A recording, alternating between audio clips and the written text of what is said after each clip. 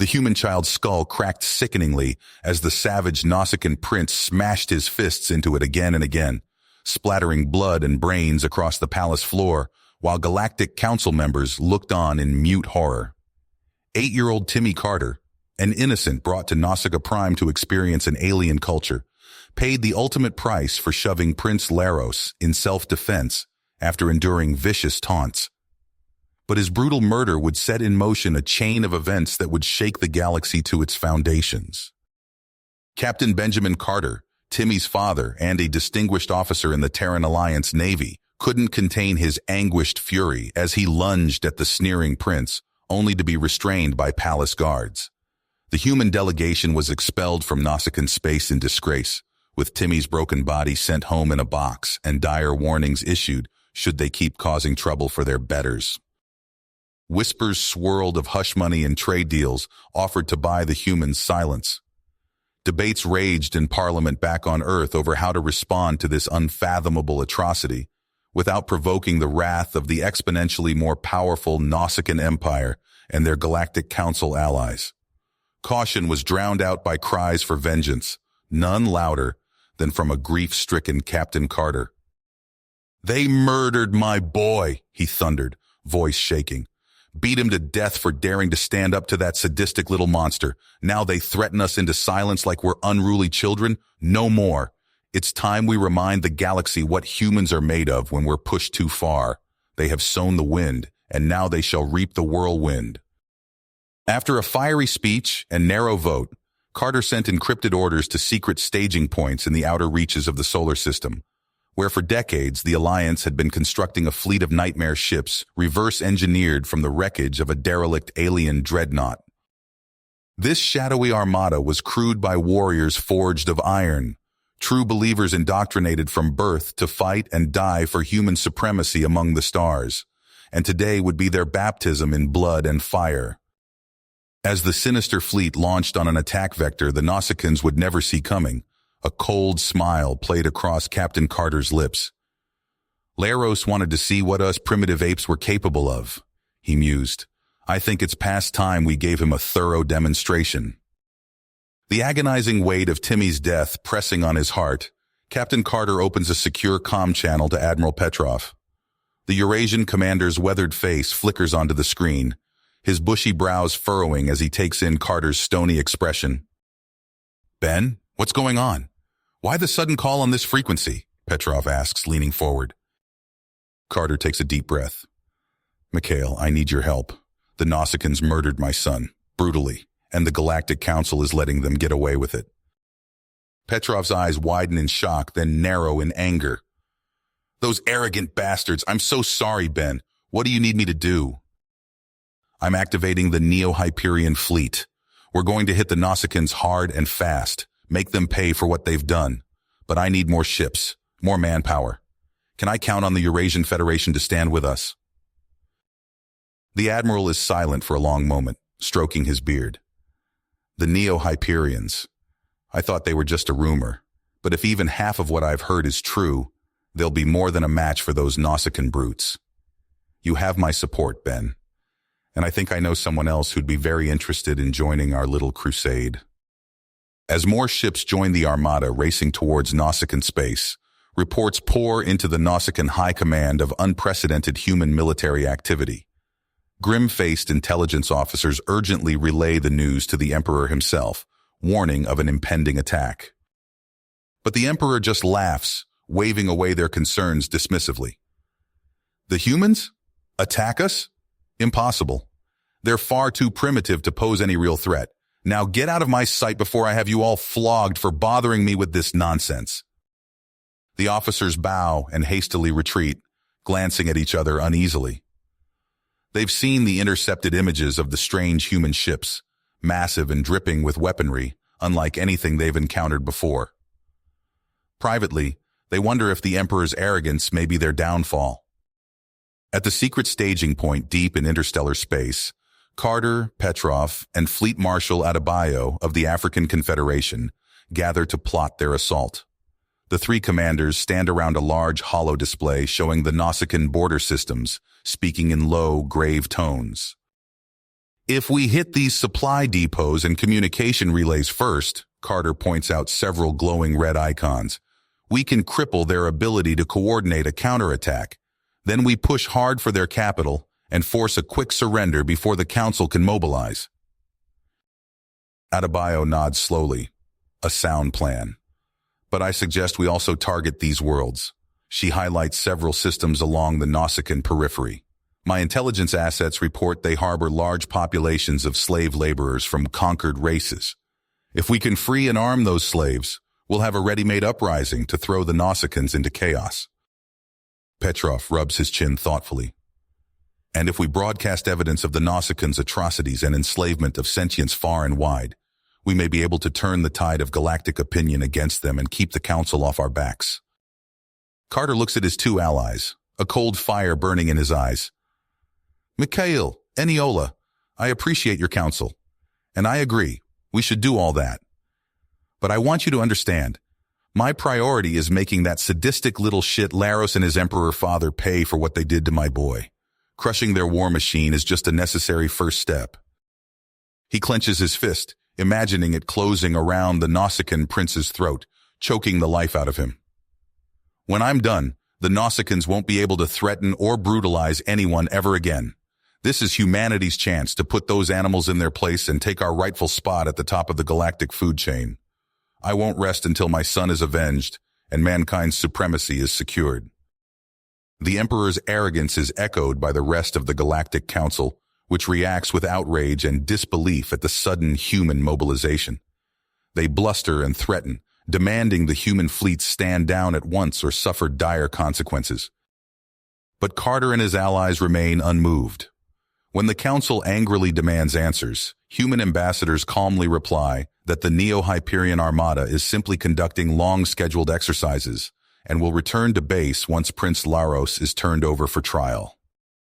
The Nausicaan delegation is apoplectic at the humans' brazen lies and outrageous demands. They call for the Council to punish the upstart humans harshly, to embargo all human worlds, and to remind them of their proper place. While many Council races are uneasy at the Nausicaans' bloodthirsty demands, few have the spine to stand up to them directly. But not all. The Zathani and Volux quietly send messages to Carter and his allies, expressing sympathy for their loss and hinting at possible covert aid if it comes to blows. As the Council's emergency session devolves into fruitless bickering, the Neo-Hyperion fleet crosses into Nausicaan space, weapons primed and spirits hardened for battle. Row after row of human, Eurasian, and African warships pour from the warp points, an armada the likes of which the galaxy has never seen. The Nausicaans scramble to respond, marshaling a defense force that vastly outnumbers the human ships, but they are complacent in their superiority, unaware of the powerful new weapons and technology the humans have developed in secret. "This is it, men," Carter says over the fleet-wide comm, his voice like iron. "Today we strike back against Nausicaan tyranny and barbarism. Today we defend humanity's honor and crush those who threaten our children. Today we teach a harsh lesson to the animals who murdered my son. No mercy, no retreat, for Timmy." Answering battle cries echo across the comm as the human fleet accelerates towards the enemy blockade. Alarms blare and Nausicaan commanders bark, panicked orders as strange new sensor contacts willpower into thousands of missiles racing towards them at impossible speeds. The missiles slam home with earth-shattering force, effortlessly shredding through the Nausicaan shields and armor. Nausicaan ships shatter into clouds of molten debris under the merciless onslaught, their crews devoured in pillars of atomic flame. The Nausicaans' neat formations collapse into chaos as human ships close in like wolves among a flock of sheep. Powerful cannons and beam projectors rake across the Nausicaan hulls, carving deep gashes and spilling atmosphere and bodies into the void. But the Nausicaans have earned their fearsome martial reputation. Their ships wheel and charge the human fleet, weapons blazing with frenzied rage and bloodlust. They smash through human screening elements, racing to engage the enemy in brutal knife-fighting range. On the bridge of his flagship, Carter grits his teeth as his ship shudders under a heavy Nausicaan barrage. Damage reports scroll across his console, each hit a hot knife in his guts.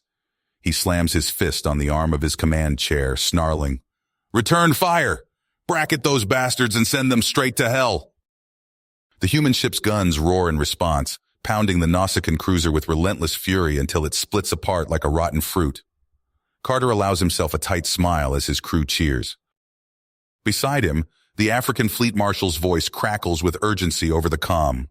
"Ben, we're taking heavy losses on my flank. We need to break their momentum or they'll roll right over us." Carter quickly scans the tactical plot, seeing the Nausicaans surging towards a gap in the human lines like enraged beasts. An idea sparks, reckless and brutal, and his gut clenches.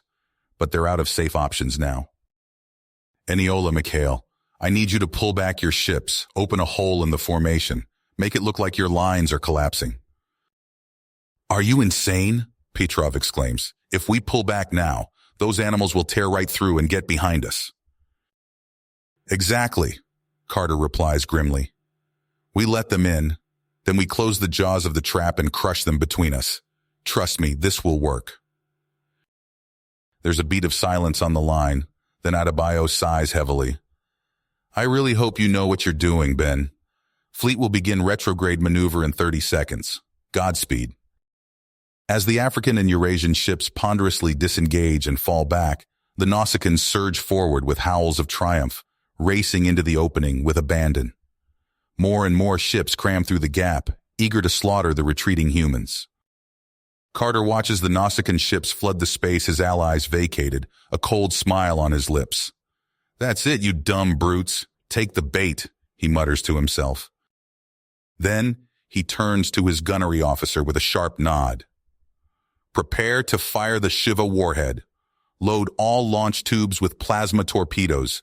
Set targeting coordinates for the heart of that formation." The weapons officer's eyes go wide, darting between Carter and the tactical display.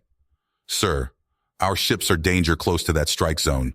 If we fire now, we risk massive friendly casualties."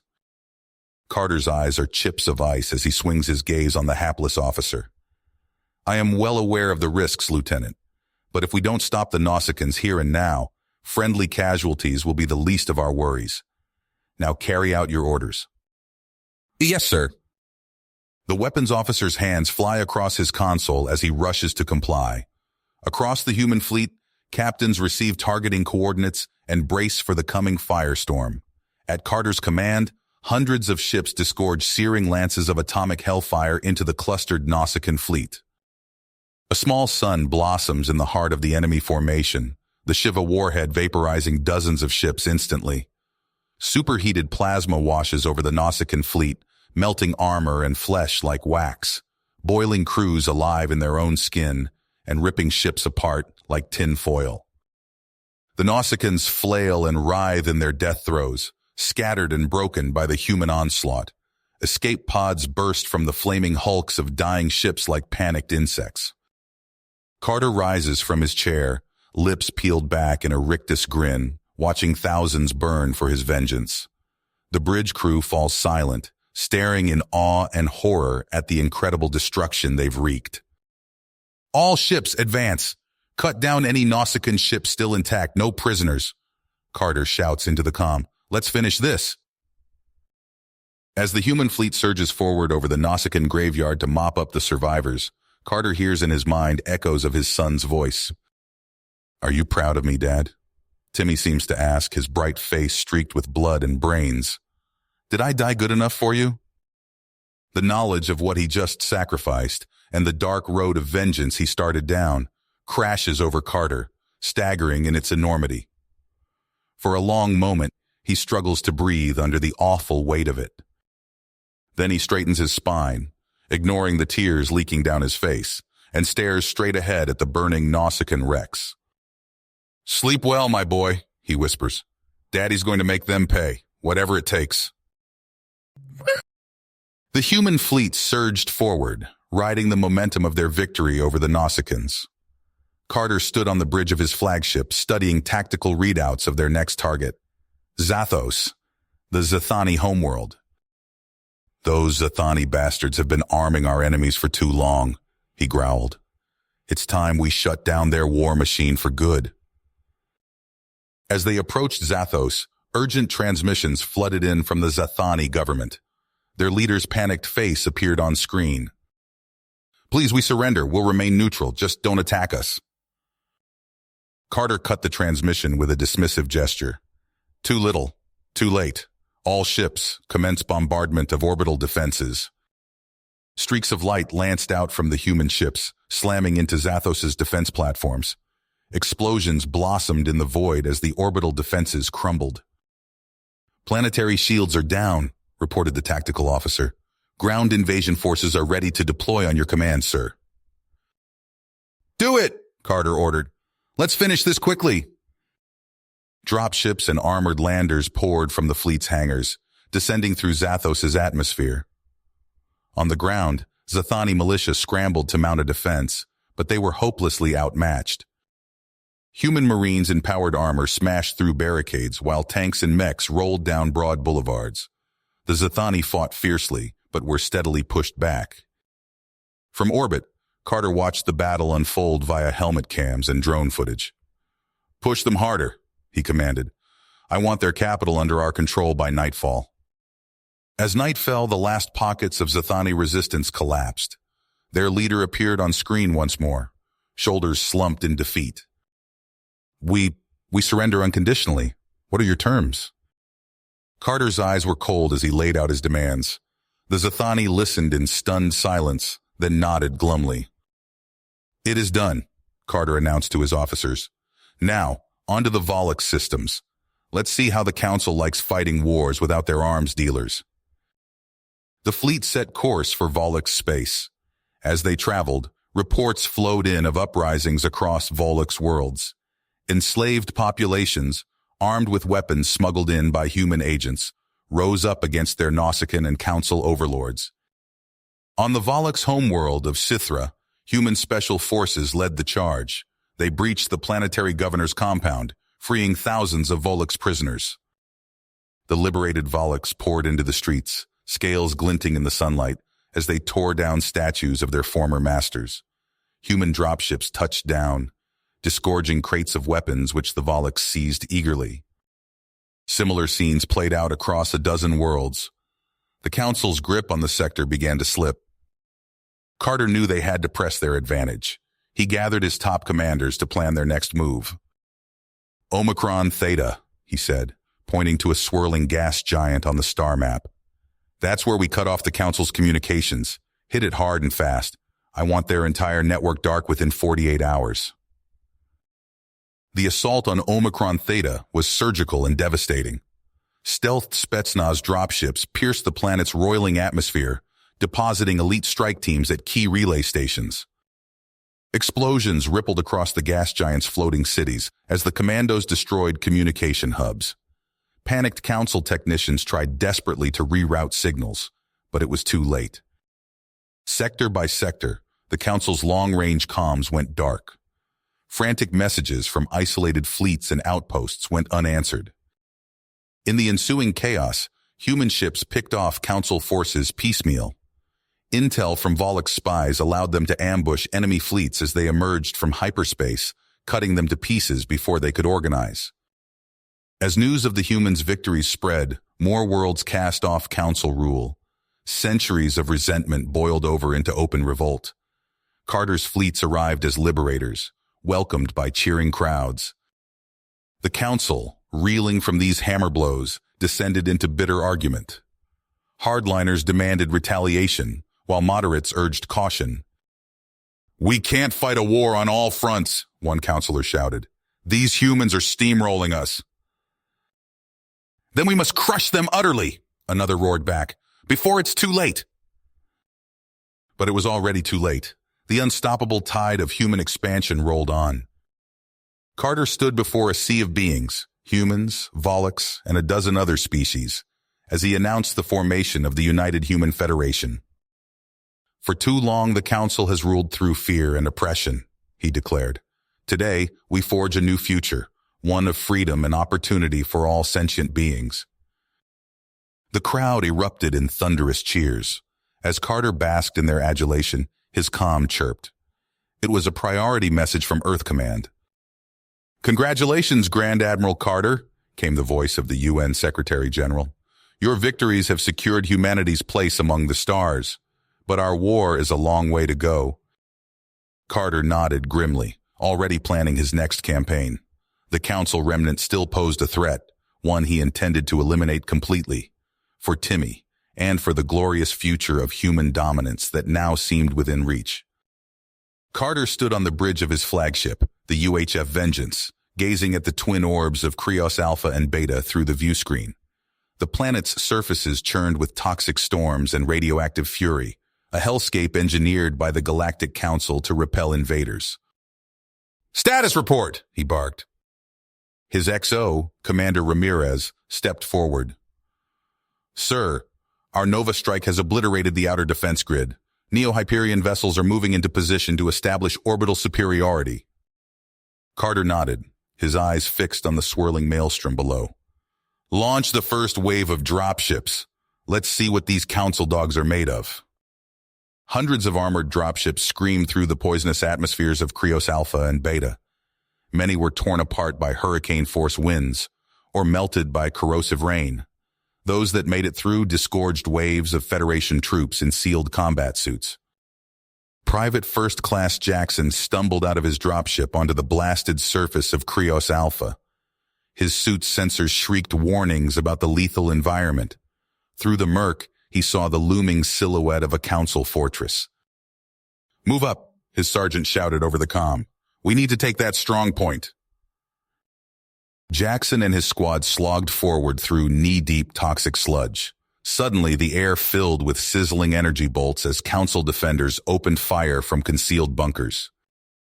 "Contact front!" Jackson yelled, diving for cover behind a twisted hunk of metal. He popped up to return fire, his pulse rifle spitting plasma rounds at the enemy positions. All across both planets, similar scenes played out as Federation forces struggled to gain footholds against fanatical council resistance. Carter watched the tactical displays with growing frustration as casualty reports mounted. "This isn't working," he growled. "We need something to break their lines. Commit the Void Marines and Volux Commandos." Sleek assault shuttles pierced the cloud cover, disgorging elite troops at key strategic locations. On Krios Beta, a team of Volux Commandos led by Captain Cesaria used their natural camouflage abilities to infiltrate a council command center. Cesaria's scales rippled, blending perfectly with the metallic walls as she crept up behind a council officer. With lightning speed, she wrapped her prehensile tail around his neck and snapped it. As alarms blared, her team surged forward, cutting down the defenders with ruthless efficiency. But for every victory, the Federation forces suffered devastating losses. A column of armored vehicles advancing on a council weapons factory was caught in a rad bomb strike. The flesh-eating radiation reduced men and machines to bubbling puddles of goo in seconds. Carter pounded his fist on a console. "Enough! It's time to take the gloves off. Prepare to deploy scourge weapons." His weapons officer paled. "Sir, those are forbidden." "I don't give a damn about treaties," Carter roared. "Deploy the scourge or I'll find someone who will." Minutes later, swarms of microscopic machines rained from the skies of Krios. The von Neumann devices multiplied exponentially, devouring everything in their path, and leaving only smooth, glassy plains in their wake. As the Council's defenses crumbled, Carter unleashed his final trump card.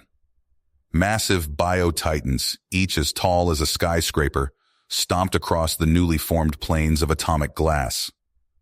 From their impenetrable biotanks, Federation forces methodically pacified each sector of the twin worlds. Weeks later, Carter stood in the ruins of the former Council capital on Krios Alpha. Smoke still rose from the shattered buildings, and the screams of those who resisted genetic realignment echoed in the distance.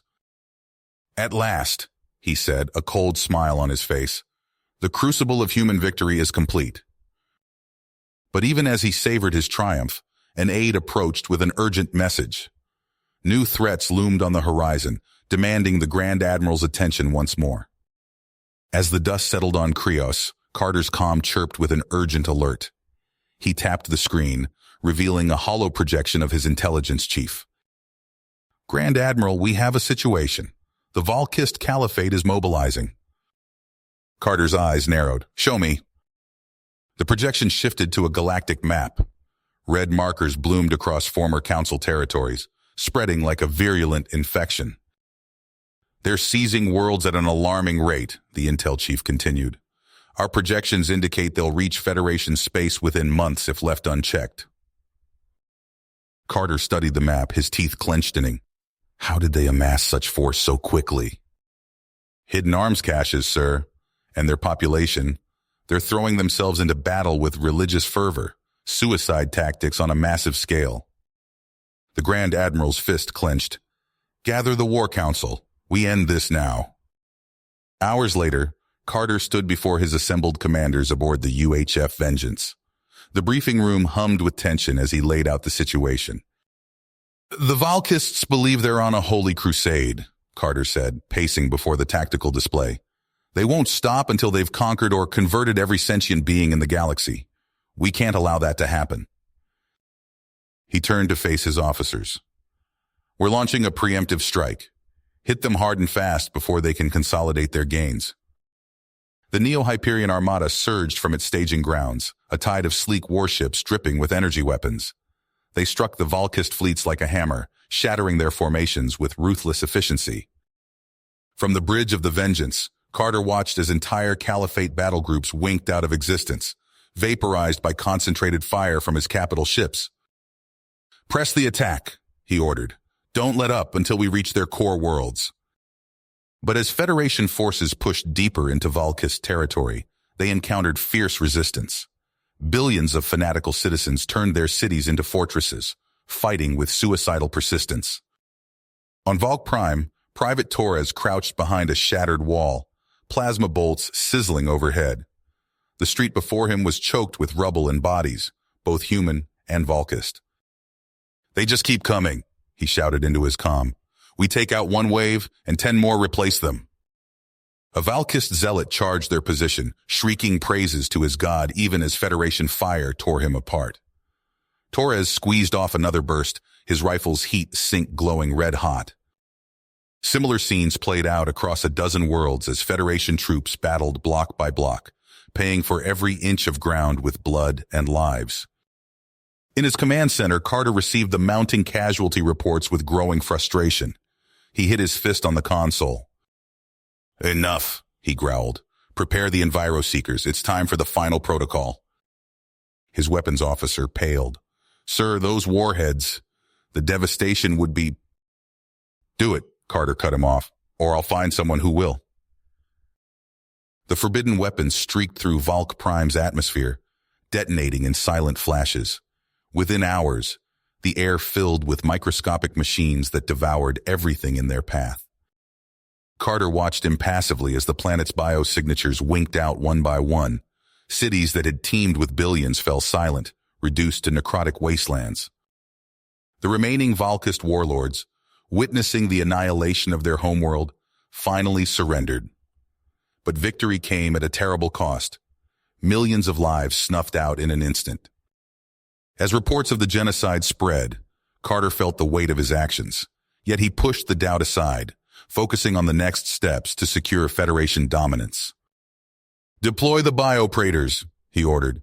Begin the process of genetic realignment. We'll ensure the Volkists never threaten us again. With the Caliphate neutralized, Carter turned his gaze to new horizons. The Ain Cernan commercial combine loomed as the next obstacle to human supremacy. Grand Admiral Carter stood before the massive view screen on the bridge of the UHF Vengeance, watching as the last Volkist strongholds crumbled under the Federation's onslaught. He turned to his assembled staff, his eyes cold and focused. The Caliphate is finished. Now we move on the Ain Cernan. Prepare the fleet for immediate deployment. Within hours, the vast armada of Neo-Hyperion warships surged through hyperspace, emerging in the heart of Cernan commercial territory. The insectoid Ain, caught off guard by the sudden invasion, scrambled to mount a defense. On the bridge of his flagship, Admiral Petrov watched as swarms of private security vessels and mercenary cruisers formed up to meet the Federation assault. Pathetic, Petrov sneered.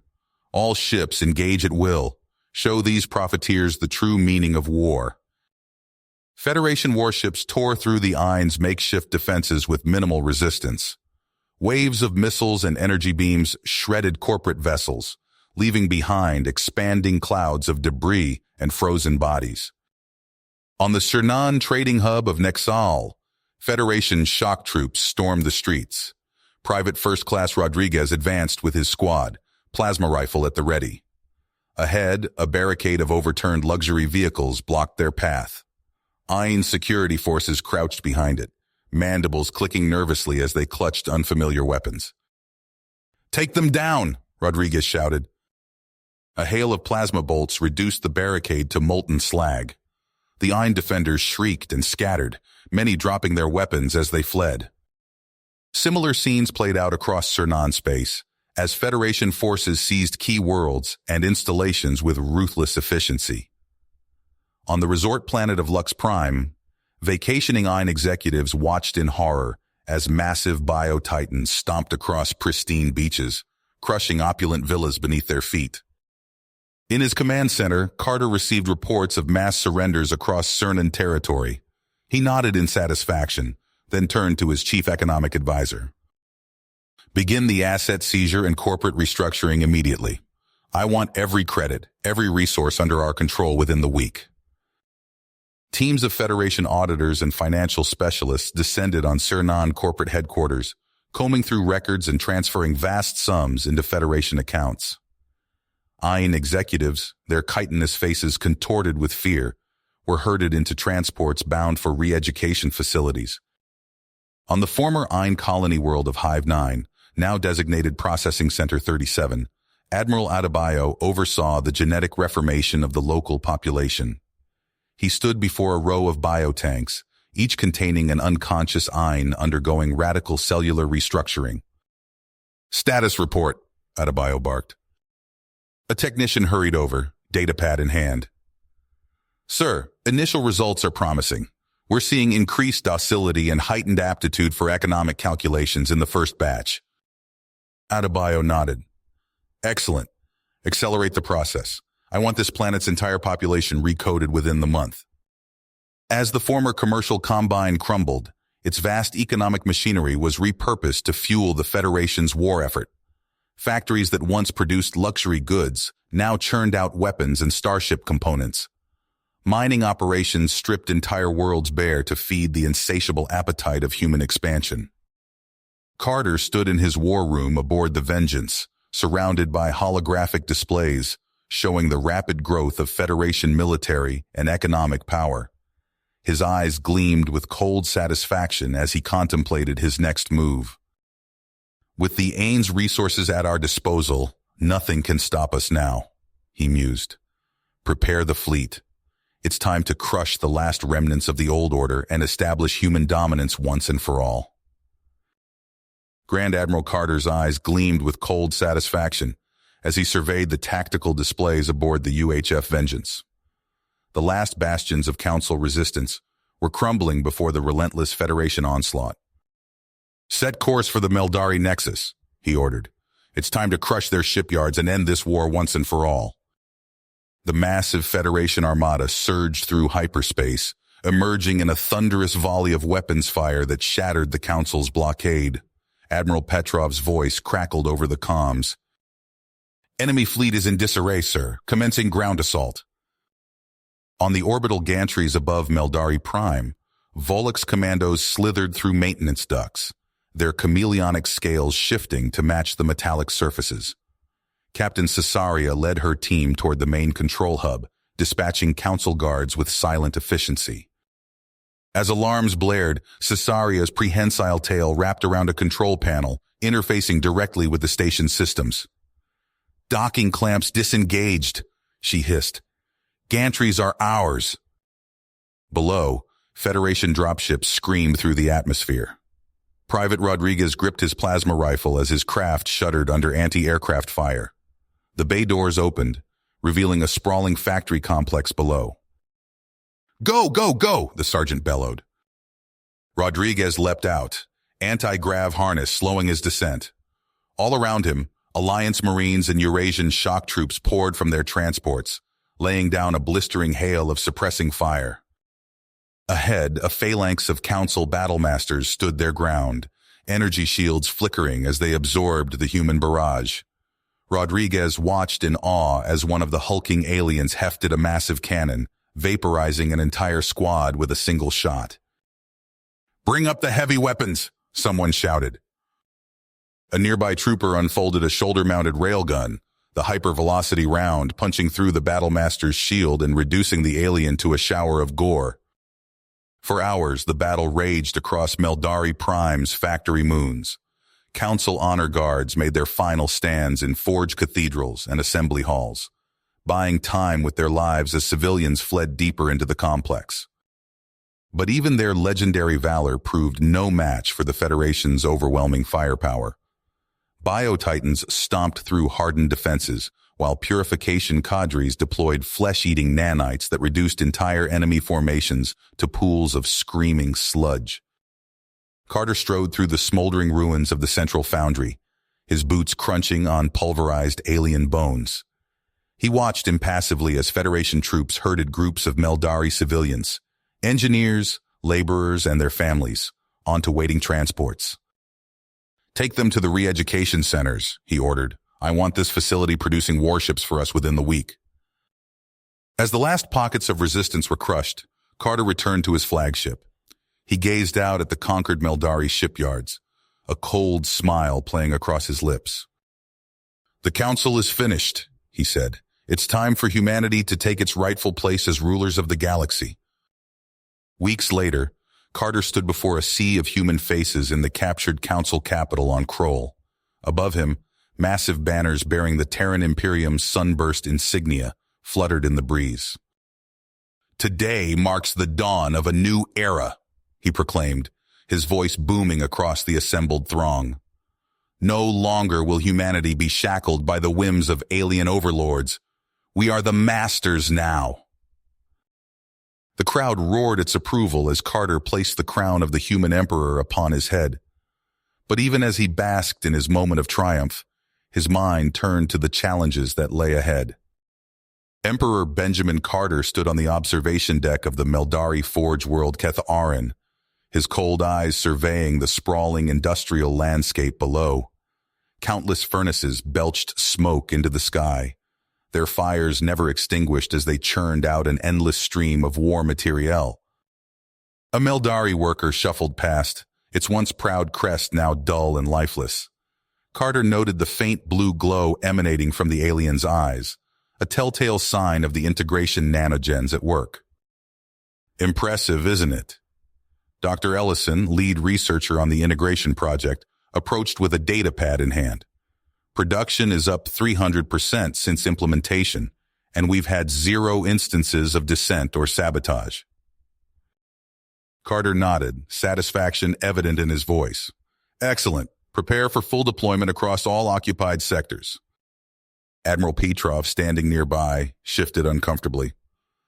"Sir, with all due respect, the ethical implications of this technology are irrelevant," Carter cut him off sharply. "The Imperium's stability is paramount. You do well to remember that, Admiral." Petrov fell silent, his face hardened tight as he watched another group of blank-faced Meldari file past. On the neighboring world of Nexaal, a different scene unfolded. Thousands of captured dissidents from various species were herded into massive biodomes stretching across the horizon. Dr. Adebayo oversaw the process, her face impassive as she input commands into a control terminal. "Initiating genomic Seraphim protocol," she announced. "Mutagenic nanoviruses dispersing now." Inside the domes, a fine mist descended upon the captives. Some cried out in fear or anger, while others simply stood in resigned silence. Within hours, the first physical changes became apparent. Skin tones shifting, limbs elongating, cranial structures reshaping. Adebayo nodded in satisfaction. "The first generation of Seraphs will be ready for imprinting within the decade. Soon, we'll have an army of perfectly loyal servants at our disposal." Meanwhile, on the fortress world Bastion Prime, the fruits of the grand phylogenesis doctrine were already apparent. In a sterile white chamber, rows of incubation pods housed the developing forms of human seraph hybrids. Their accelerated growth and mental conditioning would produce a new ruling caste in a fraction of the time it would take through natural means. Overseer Vance, a gene cultist loyal to Carter's vision, led a group of visiting dignitaries through the facility. "These hybrids represent the future of the Imperium," he explained. "They possess the best traits of humanity, combined with the unwavering loyalty and enhanced abilities of the Seraphs." As the tour continued, the dignitaries marveled at the efficiency of the operation. None dared voice the unease that lingered beneath their carefully neutral expressions. Across the galaxy, the face of entire worlds changed to suit the Emperor's grand design. On the once lush garden world of Eden 9, massive terraforming engines reshaped continents into uniform grids of industrial complexes and habitation blocks.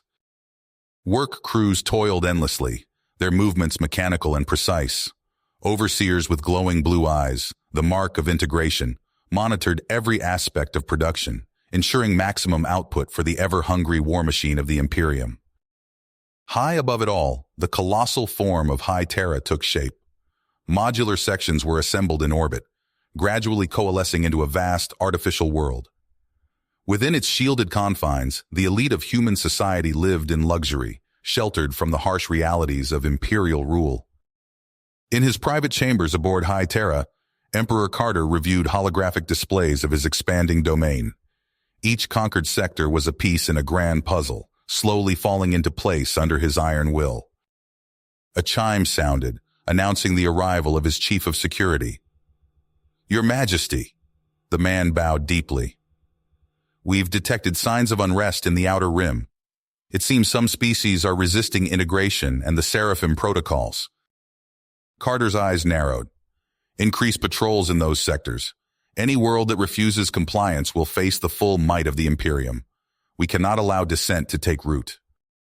As the security chief hurried to carry out his orders, Carter turned back to the holographic display.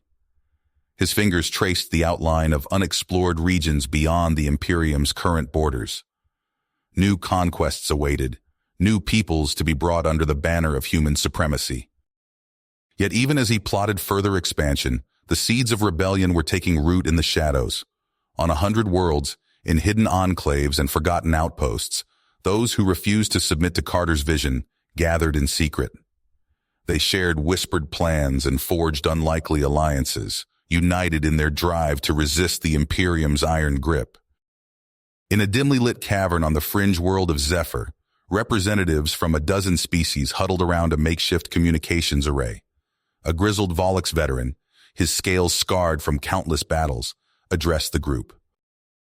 "We may be few now," he hissed, "but our numbers grow every day. The Emperor thinks he's crushed all resistance, but he's only driven us underground. We'll bide our time, gather our strength, and when the moment is right."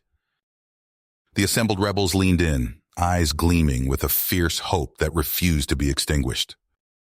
Decades passed, and Emperor Carter's iron grip on the galaxy tightened. The once bustling spaceports of the outer territories fell silent, their inhabitants cowed into submission or vanished without a trace. On countless worlds, statues of the Emperor loomed over empty streets, their unseeing eyes a constant reminder of his omnipresent watch. In the shadowy underbelly of a backwater mining outpost, a group of disparate figures huddled around a flickering holo projector. A Meldari cyborg, its metallic appendages twitching with unbound electrical impulses, spoke in hushed tones. "The latest shipment of black tech weapons has arrived. We strike at dawn." Beside him, a hooded figure pulsed with an otherworldly glow. The Seraph cultist's voice rasped with artificial harmonics. "Our AI god has blessed this mission. Victory is assured." As the rebels dispersed, alarms blared across the station. Imperial troops poured from their barracks, plasma rifles spitting death. The rebels fought back with desperate ferocity, their smuggled weapons carving swaths through the Imperium's forces. In the command center of his flagship, Emperor Carter watched the battle unfold with cold fury. His wizened face kept artificially youthful through gene therapy, twisted into a snarl. Obliterate them, he ordered. I want that entire sector reduced to ash. The orbital bombardment that followed left the outpost a smoldering ruin. Yet as the smoke cleared, scattered transmissions revealed that the rebels had already fled, taking with them crucial data on Imperial defenses. Aboard High Terra, Carter paced his private chambers, paranoia gnawing at his mind. He spun to face Admiral Petrov, who stood at rigid attention. "There are traitors in our midst," Carter hissed. "I can feel it." Petrov hesitated, then spoke. "Your Majesty, perhaps our tactics are too harsh. We risk driving more to join the rebellion."